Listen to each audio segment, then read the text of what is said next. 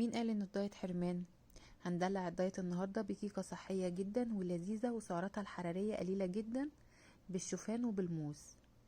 بس قبل ما نبدا الوصفه ما تنسيش اشتركي في قناتي وتفعلي الجرس عشان توصلك كل وصفاتي. يلا بينا نخش على الطريقه.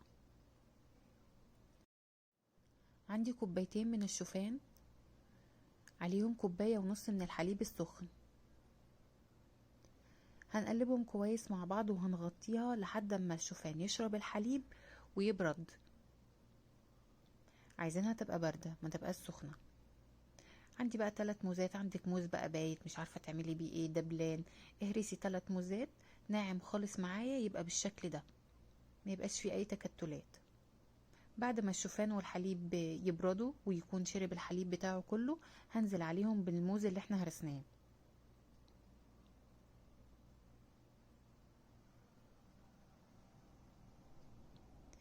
وعندي بقى 3 بيضات كده بدرجة حرارة الغرفة، مش عايزاهم يبقوا ساقعين.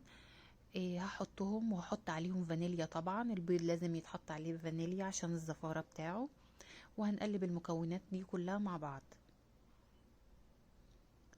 جميلة جدا وما بتاخدش ثواني في ايدك. طبعا خليكي مشغلة الفرن على درجة حرارة 180 عشان يبقى دافي كده واحنا بنحط فيه الكيكة. يعني قبل ما تبدأي في المكونات تشغلي الفرن بتاعك.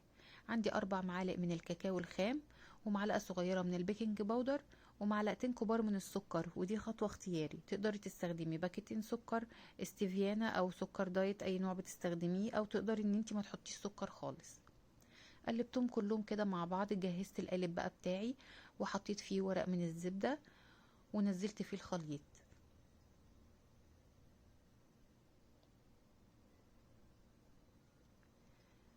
كان عندي بقى شوكولاتة دارك شيبس، حطيت منها على الوش.